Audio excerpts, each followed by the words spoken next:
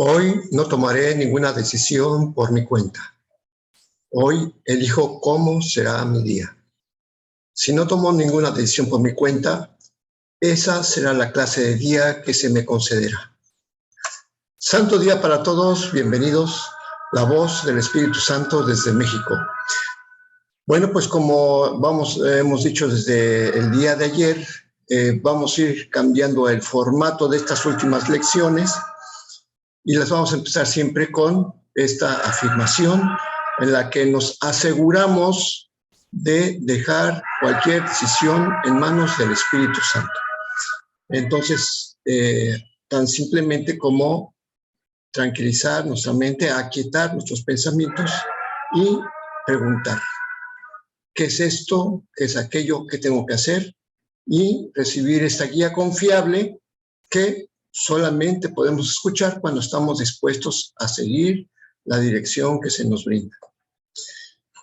Bien, pues vámonos con la introducción a nuestros ejercicios de hoy, con este párrafo que en esta ocasión también selecciono para todo el resto de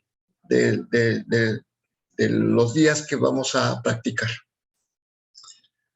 Durante el resto de los días venideros seguiremos utilizando un pensamiento central para introducir nuestros periodos de descanso y para calmar nuestras mentes según dicte la necesidad. No obstante, no nos contentaremos únicamente con practicar los demás instantes santos con los que concluye este año que le hemos dedicado a Dios. Diremos más bien algunas palabras sencillas a modo de bienvenida y luego esperaremos a que nuestro Padre se revele a sí mismo tal como ha prometido que lo hará. Lo hemos invocado y Él ha prometido que su Hijo recibirá respuesta siempre que invoque su nombre. Bien, pues este año santo que le hemos dedicado a Dios, pues no termina el 31 de diciembre, porque básicamente lo que está diciendo aquí el curso es que el resto de nuestros días, todo el resto de nuestra vida, que tengamos conciencia en este mundo, pues se lo vamos a dedicar precisamente a corregir nuestra mente. Y como hemos dicho, precisamente es al terminar este año, pues empieza, que va a ser nuestra graduación, vamos a seguir ahora sí llevando a cabo pues para lo que estudiamos, o sea, vamos a aplicarlo. Hoy iniciamos un nuevo tema y muy interesante porque el tema especial se llama ¿qué es el ego? Es una pregunta y pues nos viene a definir con perfecta claridad qué es. El ego no es otra cosa que idolatría, el símbolo de un yo limitado y separado, nacido en un cuerpo condenado a sufrir y a que su vida acabe en la muerte. Es la voluntad que ve a la voluntad de Dios como su enemigo y que adopta una forma en que ésta es negada. El ego es la prueba de que la fuerza es débil y el amor temible. La vida en realidad es muerte y que solo se opone a Dios, y lo que se opone a Dios es verdad. Bueno, pues aquí dice idolatría. ¿Qué es idolatría? Es amar ídolos. Pero, ¿qué son los ídolos? Pues es algo que uno se inventa y que le rinde pleitesía. Entonces, aquí está hablando que el ego, pues, es idolatría. O sea, que nos rendimos ante aquello que no existe. ¿Y qué es lo que dice? ¿Qué es el ego? Nos está diciendo, aparte, que es el símbolo de un yo limitado y separado. O sea, ¿qué es un yo limitado y separado? Pues el cuerpo. Nos lo está diciendo, o sea, es muy claro.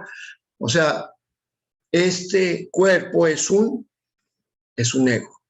El cuerpo de otra persona es otro ego. El cuerpo de otra persona es un ego. O sea, son símbolos, ni siquiera es algo, son símbolos. Dice, nacido, obviamente, el símbolo de un yo limitado y separado, nacido en un cuerpo, o sea, lo vuelve a repetir, porque en este mundo creemos que provenimos de nuestra madre. Entonces, o sea, un ego que da origen a otro ego. ¿Y a qué viene a este mundo? pues, muchas veces en forma metafórica hemos dicho que este es un mundo de lágrimas, ¿no? El valle de lágrimas. Dice, porque dice, condenado a sufrir y a que su vida acabe en la muerte.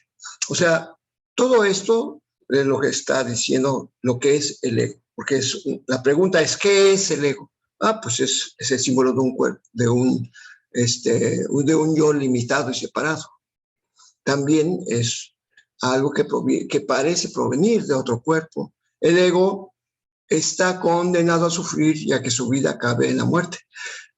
O sea, es esta la voluntad, por eso aparece entrecomillado. Esa es la voluntad que ve a la voluntad de Dios como su enemigo, como si el enemigo que le inflige la muerte fuera Dios. Entonces, y por eso está diciendo aquí que el ego, en apariencia, es la prueba de que la fuerza es débil y que el amor es temible. Bueno, parece que exagera en la afirmación de lo que es el ego, pero no está nada lejos de la verdad, porque eso es el ego, ¿no? Algo completamente limitado y que siempre está asustado. Por eso aquí dice en el segundo párrafo que el ego es demente. Pues sí, creer que solamente existe la vida en forma de cuerpo y que se nace para morir, pues precisamente esa es la demencia. Lleno de miedo, el ego cree alzarse más allá de lo omnipresente, aparte de la totalidad y separado de lo infinito. En su demencia, cree también haber vencido a Dios mismo y desde su terrible autonomía ve que la voluntad de Dios ha sido destruida. Sueña con el castigo y tiembla ante las figuras de sus sueños, sus enemigos que andan tras él queriendo asesinarlo antes de que pueda proteger su seguridad, atacando a los primeros. Sí, al leer esto parece que eso es que yo no soy eso. Bueno, es que ya hemos avanzado y podemos ver que sí, en un momento dado estamos llenos de miedo, sí. Y bueno, eso de creer que se cree alzarse más allá de lo omnipresente, pues es que precisamente por una razón, porque el hombre cree que su ser es vamos a decir, el top de la creación, el top de la evolución, perdón, no de la creación, sino el top, el epítome de la evolución. O sea, el grado máximo, ¿no? Por eso piensa, o sea, al creerse el epítome de la evolución, el top, de lo máximo de la evolución, pues implica creer que se ha creado a sí mismo, porque él mismo determina qué es lo máximo que podía haber alcanzado. Entonces, por eso, pues se siente separado de lo infinito. No cree el ego, no cree que Dios sea la fuente de la vida. Por eso, al creer que se venció, que venció a Dios, porque se creó a sí mismo, pues también ocurre una cosa: ve a Dios como un enemigo, porque la voluntad de Dios, o sea, ahora es tratar de destruir al ego. Eso es lo que el ego piensa. Y además, hay otra cosa que dice hoy, suena muy tenebroso, porque el ego sueña con el castigo y tiembla ante las figuras de sus sueños. Dice, las figuras de sus sueños son sus enemigos. Y aquí yo estaba pensando hace un momento, ¿y cuáles son sus enemigos? Estaba yo mirando precisamente de manera coincidente hacia la puerta de mi casa, y la puerta, pues, realmente parece una reja. Es una reja como una prisión, y tiene una llave y tiene un seguro. Entonces, ¿qué es lo que estoy pensando? Que afuera de esa puerta hay enemigos. Por eso uso puertas, por eso uso candados, por eso uso llaves, por eso las puertas, las ventanas también tienen barrotes y además tienen vidrios. ¿Para qué tienen vidrios? Para protegerme de la inclemencia del tiempo. Ahí tenemos un enemigo, ¿sí? Para eso, ¿por qué tenemos una despensa? Porque creemos que hay un enemigo, y entonces tenemos que protegernos y tener que asegurar la supervivencia. Y es que la forma del enemigo aparece pues, de muchísimas maneras. Entonces, precisamente aquí dice, sueña con el castigo y tiembla ante las figuras de sus sueños sus enemigos que andan tras él queriendo asesinarlo antes de que él pueda proteger su seguridad atacándolos primero. Pensar cómo me defiendo en este mundo, o sea, es que realmente estamos, bueno, hasta la misma ropa, es una defensa contra diferentes cosas, ¿no? El uso de la ropa, usar lentes, es que tengo que ver con claridad las cosas que están en la existencia, no sea que me alcancen y no pueda hacer nada.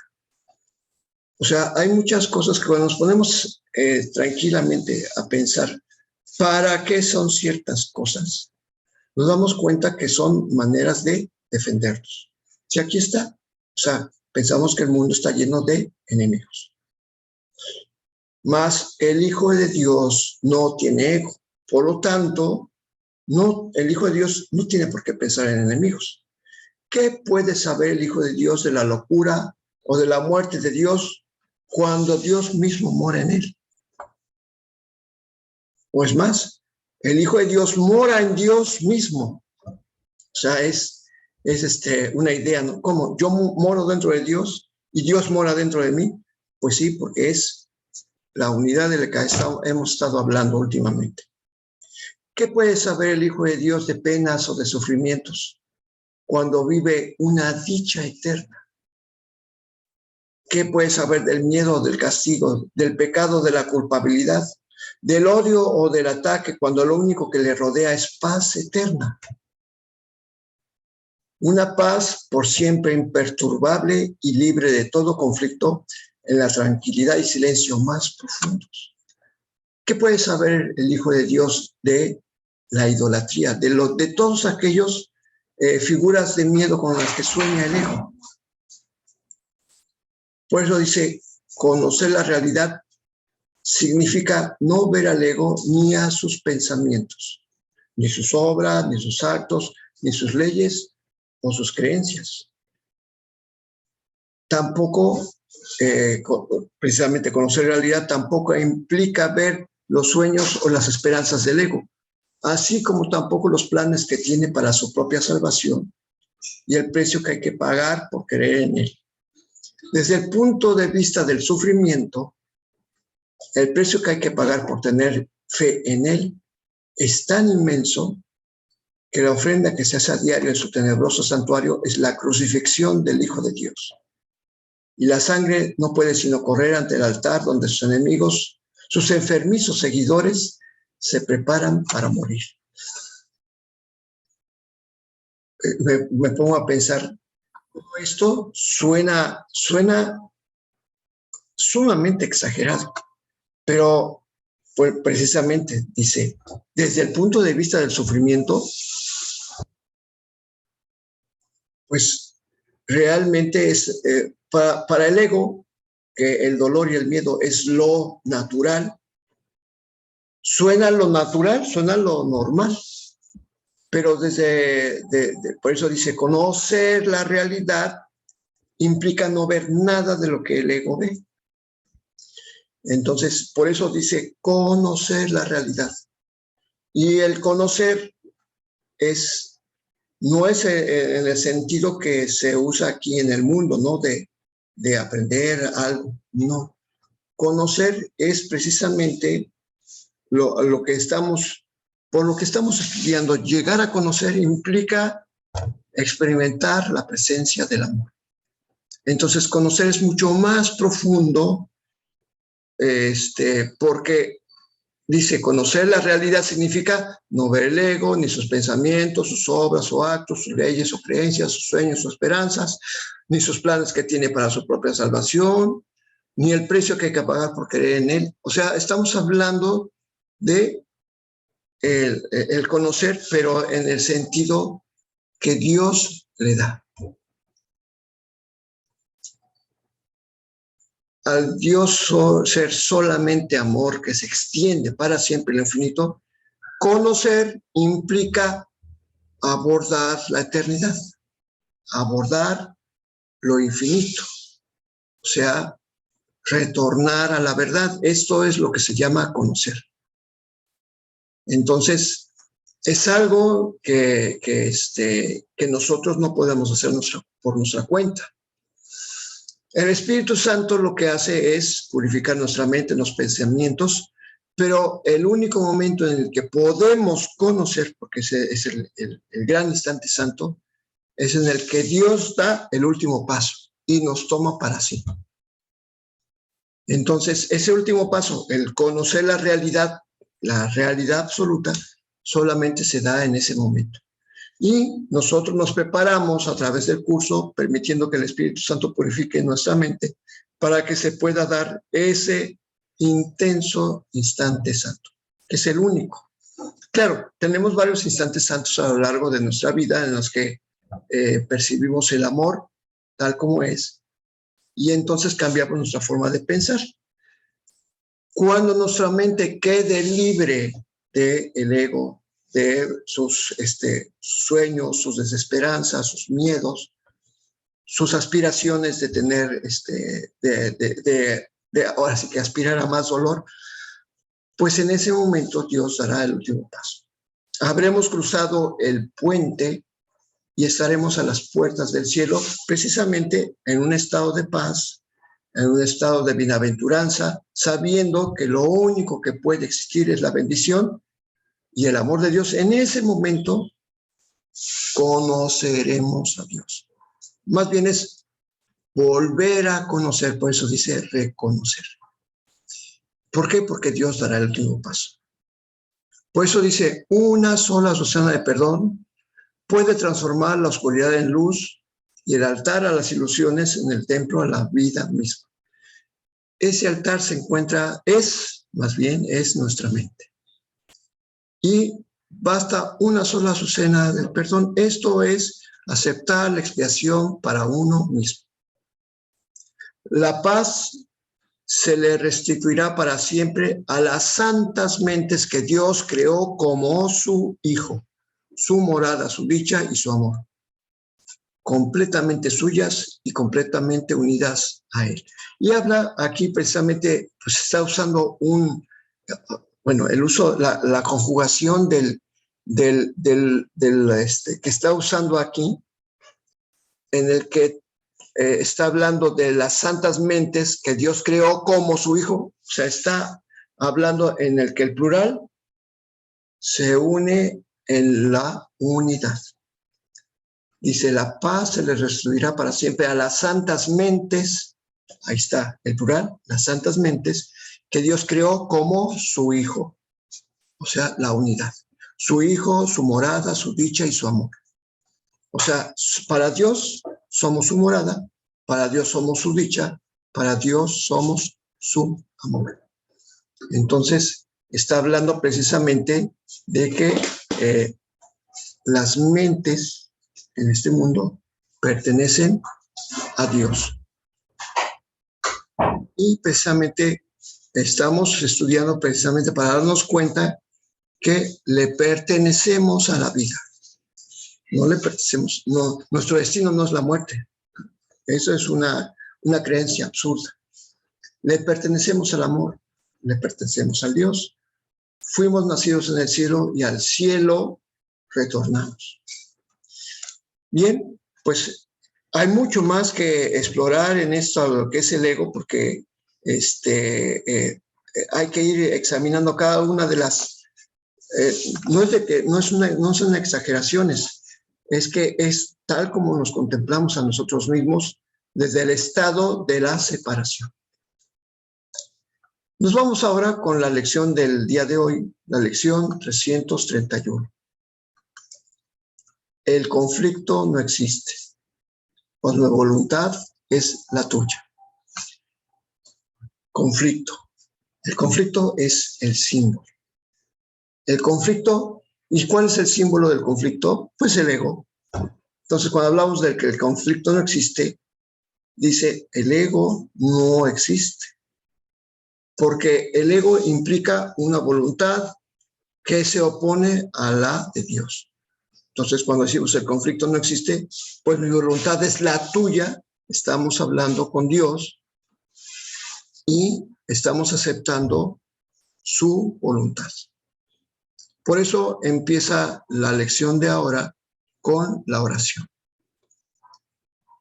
Padre, qué absurdo creer que tu hijo podría causarse sufrimiento a sí mismo. ¿Cómo iba él a poder planear su condenación sin que se le hubiera provisto de un camino seguro que lo condujese a su liberación? Me amas, Padre, y nunca habrías podido dejarme en la desolación para morir en un mundo de dolor y crueldad. ¿Cómo pude jamás pensar que el amor se había abandonado a sí mismo? ¿Cómo pude pensar eso? No hay otra voluntad que la voluntad del amor. Estar en conflicto es estar dormido. La paz, estar despierto. La muerte es una ilusión y la vida, la verdad eterna. Nada se opone a tu voluntad. El conflicto no existe, pues mi voluntad es la tuya. Pues nos pone Jesús o el Espíritu Santo una afirmación, una poderosa afirmación para recordar a lo largo del día y a lo largo de todos nuestros días que lo que Dios creó sigue siendo exactamente como Dios lo creó. Santo, puro, eterno, dichoso y que siempre es inmutable, que está en paz. Qué absurdo creer que tu hijo podía causarse sufrimiento a sí mismo. Sí, al momento de creer que somos cuerpo, que podemos estar sujetos a las variaciones de la salud, a las variaciones de las finanzas, a las variaciones de los empleos, a las variaciones de la naturaleza, a las variaciones de las cuestiones de las políticas y de todas las cosas que es lo que estamos pensando, que todo eso nos puede hacer daño. Qué absurdo creer que tu hijo podría causarse sufrimiento a sí mismo, porque todo lo que vemos no es más que un sueño. Y entonces cuando creemos que nos puede atacar o que puede alterar nuestro modo de vida o nuestra salud o nuestra tranquilidad, ¿cuál tranquilidad? En este estado mental en el que usamos puertas, que usamos ropa, que usamos medios para transportarnos, que tenemos que tener un trabajo para devengar un dinero, para comprar alimentos y sobrevivir. Esto es tener miedo.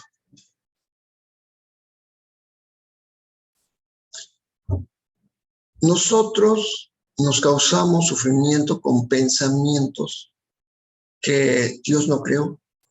Pensar en todo eso, o sea, es lo que nos lleva a esta, o sea, si el conflicto no existe, entonces, cuando yo me pregunto, ¿para qué? ¿Para qué tengo esto? ¿Para qué uso aquello? ¿Para qué tengo que tener un teléfono que me ir o llevarlo a donde quiera por todos lados? Como si fuera un talismán. Si nos ponemos a pensar, todo lo que usamos, estoy viendo un sombrero que uso. Los sombreros que uso cuando voy, ¿para qué son? O sea, cuando uno dice, no, pues para protegerse del sol, ahí está, ahí hay una defensa. No, pues para que me reconozcan como el artista que soy, hay otra defensa. O sea, vemos un montón de cosas en las que la lección nos pone a reflexionar, ¿no? Porque todo lo que hacemos en este mundo es para defendernos de algo, todo. La limpieza, lavar la ropa, mantener el orden en las cosas, todo es una defensa. ¿sí? O sea, es sentarnos y ver desde la perspectiva de la paz todo lo que hacemos, contemplar lo que hacemos. Todo implica un conflicto, todo implica un conflicto. Entonces, cuando nosotros decimos, es que no tengo que hacer nada porque no soy un ego, porque la voluntad de Dios es la mía, o mi voluntad es la misma que la de Dios, ¿por qué me tendría que defender de algo? Es que tiene que estar ordenado. ¿Para qué tiene que estar ordenado? O es que si no se hace un desorden, entonces el desorden tiene capacidad para perturbar tu mente. O sea, son cosas que uno tiene que... Entonces, ¿para qué hago el... No tomes decisiones? Escucha primero, primero escucha. Eso no quiere decir que tengas que vivir en desorden, en la suciedad, con la ropa sucia, sin bañarte y comiendo en los mismos trastes de siempre. No, no, no. Lo que pasa es que se te pide que dejes de contemplar miedo en las cosas que haces, que dejes de contemplar miedo en el trabajo, miedo en el no tener, o sea, que te des cuenta cuando percibes miedo. Porque todos son, dice, ¿cómo iba el Hijo de Dios a planear su condenación sin que se le hubiera provisto un camino seguro que lo condujese a su liberación? Si yo dejo de trabajar, inmediatamente lo primero que pienso es, ¿y cómo lo voy a hacer para pagar, para comprar, para sobrevivir? Y entonces aquí dice, ya cuando tú estás diciendo, es que si me quedo sin trabajo va a ocurrir esto, esto y aquello. Y aquí dice, ya estás planeando tu condenación.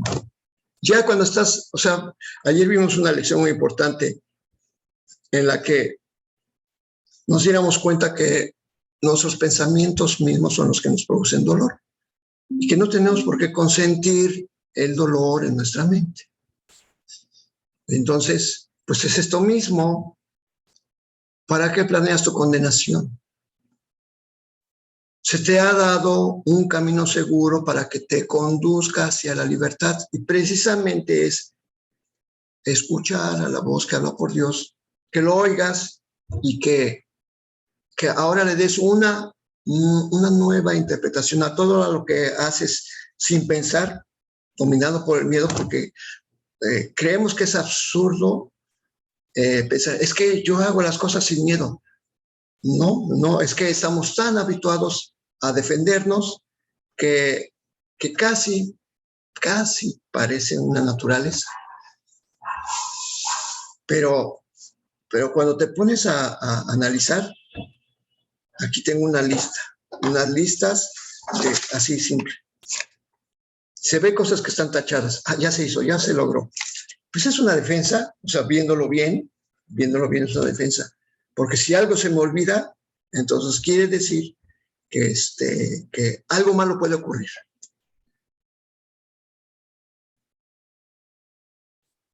Por eso dice, me amas, Padre.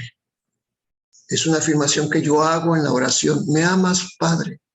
Y nunca habrías podido dejarme en la desolación para morir en un mundo de dolor y crueldad. Porque todas las cosas que hago para defenderme es porque me siento separado de Dios y porque creo que me abandonó. Entonces necesito repetirme una y otra vez. Me amas, Padre. No, nunca me pudiste haber abandonado en este mundo. No es posible. ¿Sí? El amor no se abandona a sí mismo. Por eso dice, me hago una pregunta afirmando la verdad. ¿Cómo pude pensar que el amor se había abandonado a sí mismo? O sea, el amor es Dios. Yo soy amor. Soy una extensión del amor.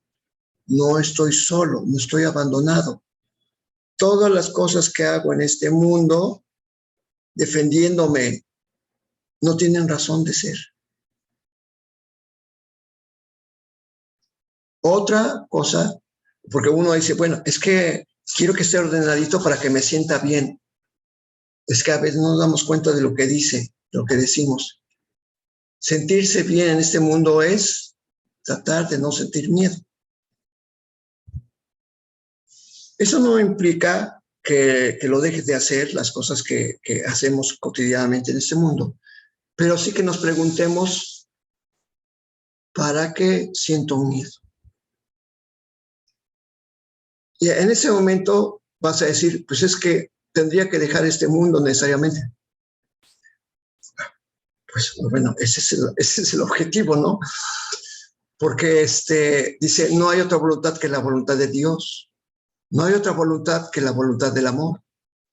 El miedo es un sueño y no tiene una voluntad para estar en conflicto con la tuya. Entonces, cuando tú empiezas a cuestionar lo que haces, necesariamente tienes que llegar, pues tendría que dejar este mundo. Pues sí, este mundo es un sueño, es un sueño de miedo.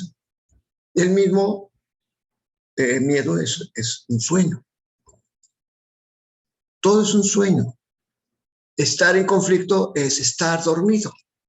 La paz es estar despierto. Entonces, sí, nos lleva a pensar, a analizar, ¿para qué hacemos todas las cosas de este mundo? Todo implica miedo. Todo implica miedo. Entonces, lavar el carro. Si no lo lavo, ¿qué es lo que pasa? Miedo. O sea, deja de ver las consecuencias. Inmediatamente las empiezas a proyectar en tu mente. Pasaría esto. Y indudablemente es miedo. Todo lo que vemos hacia el futuro es miedo. No hay, o sea, creemos pensar que estamos buscando la paz y la dicha y la prosperidad y la abundancia. No es cierto. Más bien tenemos miedo de que no se presenten y por eso hacemos las cosas que hacemos.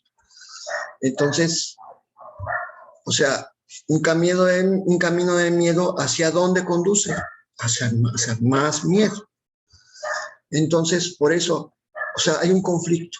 Todas las cosas que hacemos en este mundo producen un conflicto. Todo, ya lo hemos dicho varias veces Leti y yo, precisamente es que, si te fijas, cuando dices, ¿para qué esto? Es porque si no ocurría esto. ¿Y para qué pienso en aquello? Pues esto y esto. Y todo finalmente conduce a la creencia en la muerte. Porque todo, si no lo hacemos, pues es que entonces, o sea, en resumidas juntas, nos lleva a, es que entonces moriría. Por eso hacemos todas las cosas, porque creemos en el destino de la humanidad. Pero no somos la humanidad, no somos cuerpos. La humanidad son cuerpos, el conjunto de cuerpos que habitan en un planeta que en algún momento en el tiempo también va a desaparecer. O sea, y como el hombre es consciente de eso, pues por eso ahorita está esa competencia de que quieren hacer turismo espacial. ¿Por qué? Porque se busca, de alguna manera busca otro planeta, porque este ya se lo está llevando el tren. O sea, es la creencia en que la naturaleza está en contra de nosotros, ya está contaminado, está lleno de basura, no podemos hacer nada. Y qué absurdo. O sea, ¿qué es lo que estamos haciendo? Proyectar. Es que el sol se acerca, están apareciendo manchas, va a aumentar las llamaradas, las explosiones solares, y este mundo ya está demasiado caliente por las actividades humanas que producen mucho carbono y se crea el efecto invernadero, bla, bla, bla, bla, bla, bla. O sea, ¿qué es lo que hace la mente? Proyectar futuros funestos. ¿Qué es el conflicto? Es estar dormido, soñando en futuros funestos. Pero la paz es estar despierto. Es simplemente aquí y ahora. Aquí ahora estoy en Dios. No soy un cuerpo, soy espíritu. La muerte es una ilusión y la vida eterna verdad o verdad eterna. porque el espíritu es para siempre, es la fuente de la vida, es la vida misma, vamos, digámoslo así. Digámoslo así porque esa es la verdad. El espíritu es la vida misma. Yo soy el Hijo de Dios. Nada se opone a tu voluntad, Padre. El conflicto no existe, el ego no existe, estos pensamientos de separación no existen, los pensamientos de miedo no existen, el futuro no existe. Bueno, porque aquí el futuro para la humanidad es negro, pero la verdad es que el presente eterno para el Hijo de Dios es eso, eterno, pacífico, amoroso, dichoso, santo, eterno. Eso es lo que significa eterno. ¿Por qué? Porque mi voluntad es la misma que la de Dios.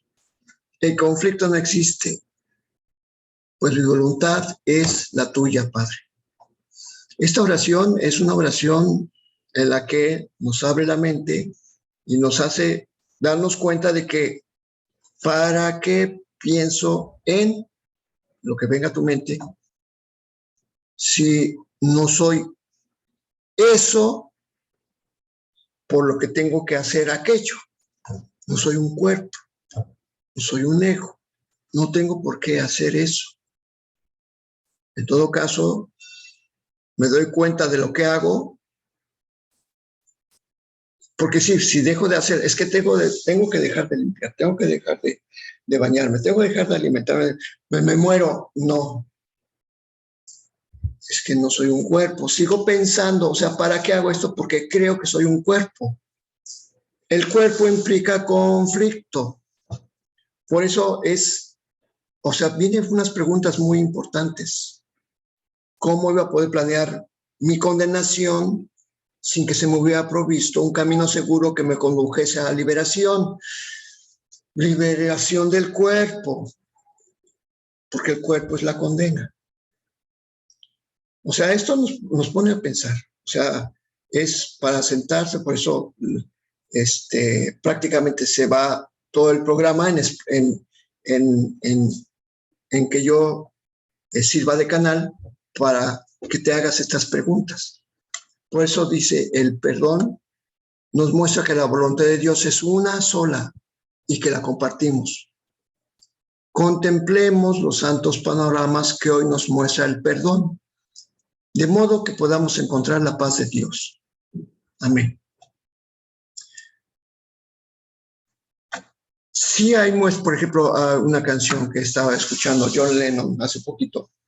Estaba, después de tocar, me sentía en un estado así como de algo diferente, como yo les he dicho que a veces soñaba con que caminaba en un bosque de noche, pero en el bosque iba caminando muchas personas y se dirigían al mismo lugar, pero no había ningún peligro. Todos iban al encuentro con algo y se sentía una paz radiante. Era una paz radiante porque podías ver todos los árboles, podías ver a todas las personas y era de noche y era quietud extrema, pero una quietud contenta, dichosa, porque todos iban en busca de algo. Todos íbamos al encuentro de algo. Y precisamente anoche me sentía así. ¡Ah, qué curioso! Me siento como en ese sueño, ¿no? Y en el audio estaba la canción Imagine. Y curiosamente, pues al traducir la canción, pues habla precisamente imagina un mundo de paz, imagina donde nadie posee nada, que todo es para todos. Pues me di cuenta, oye, mira, la canción de Imagine es la visión de Cristo. Es una cosa curiosa, ¿no? Es la visión de Cristo. Entonces, precisamente, o sea, lo que busca el curso es que tengas esos breves momentos de paz, que te des cuenta que la paz siempre está presente, ¿sí? Entonces, que el conflicto solamente surge cuando te olvidas de quién eres y te confundes con un cuerpo. porque el cuerpo implica conflicto. El espíritu, pues no puede estar en conflicto porque es la totalidad, es el todo. Entonces, repetir la oración creo que nos hemos dado cuenta que no basta con leerla, es ir más allá, es una invitación, por eso hace esas preguntas. ¿Cómo pude? De hecho, nada más hace 2 preguntas.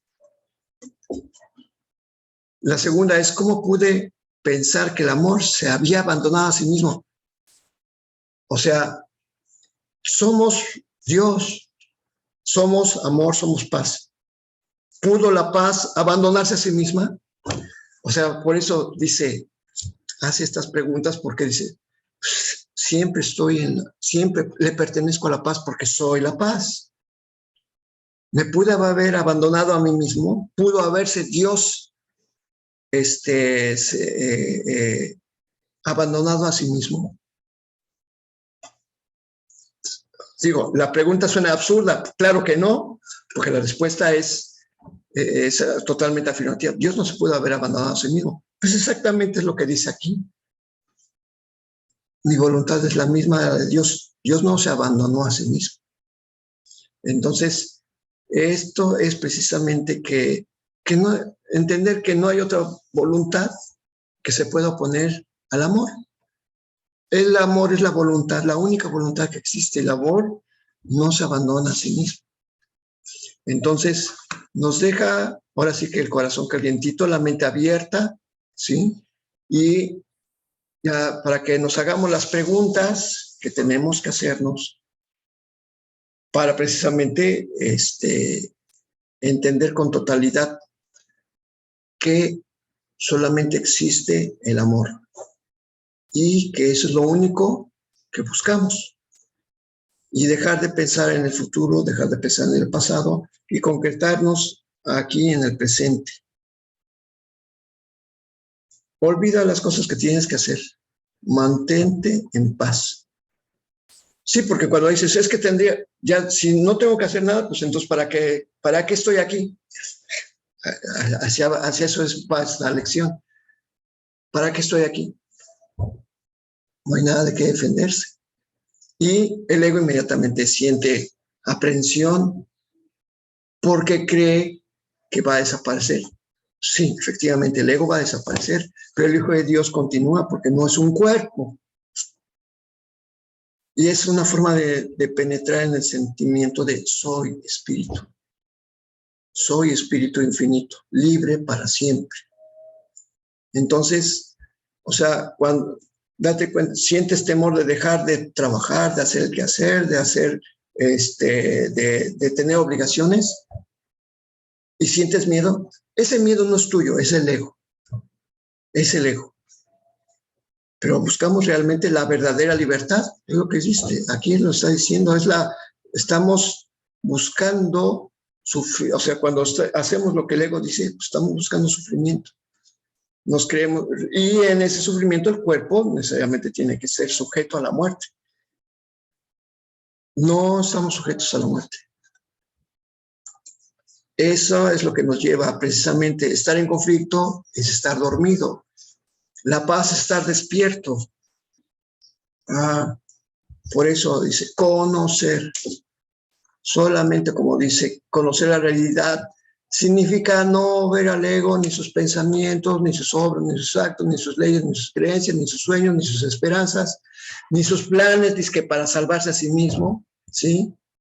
Ni el precio que hay que pagar por creer en él. O sea, cuando entras en la paz, entras en la paz. Necesariamente el cuerpo se desaparece porque nunca ha existido. Si sientes ansiedad por pensar en esto, pues es precisamente que te preguntes, ¿para qué tengo conflicto? Exactamente. Bien, pues con esto terminamos nuestra reflexión. Si deseas agregar algo o comentar alguna experiencia, los micrófonos están abiertos.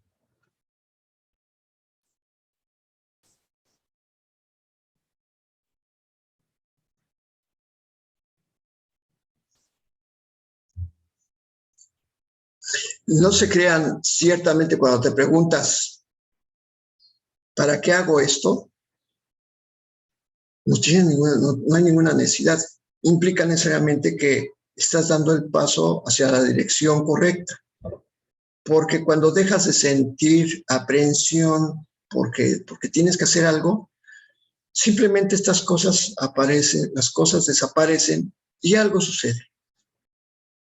Entonces estás en paz. Pero entonces, cuando estás en paz, no hay nada de qué preocuparse. Ese es lo que cuando escuchas la voz, entonces dices, a ver, no voy a hacer nada porque no hacer nada implica todo poder. Todavía nos falta penetrar en eso. ¿Qué implica todo poder? No hacer nada implica todo poder porque estás permitiendo que el Espíritu Santo haga las cosas en tu mente para ti. Que ninguna necesidad tenemos de este mundo, porque este mundo ya, o sea, desde el momento que creemos que podemos encontrar algo que nos pueda hacer felices, no es cierto, no es cierto. Lo único que nos puede hacer felices es lo infinito, porque de ahí provenimos. Bien, pues continuamos mañana con es muy interesante todo lo que nos habla de qué es el ego, porque vamos a ir despepitándolo, porque nos suena sumamente exagerado lo que siente el ego. Pues sí, es el epítome del miedo.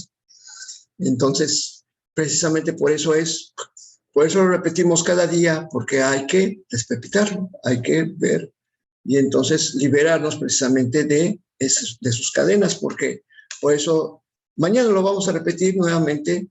Dice que conocer la voluntad de Dios implica no pensar en nada que tenga que ver con el ego. Entonces, cuando decimos, es que entonces no tengo que limpiar, no tengo que bañarme, no tengo que... alto, estás pensando con el ego. Por eso tenemos 10 días en los que vamos a estar analizando. Las lecciones nos van a ayudar. Por eso las preguntas que formula la lección de hoy son muy importantes y hay que contestarlas. Por eso nos vamos a dar tiempo porque en el día tenemos que reflexionar. Estamos en el proceso de graduación y hay que aplicarlo. Bien, nos vemos mañana.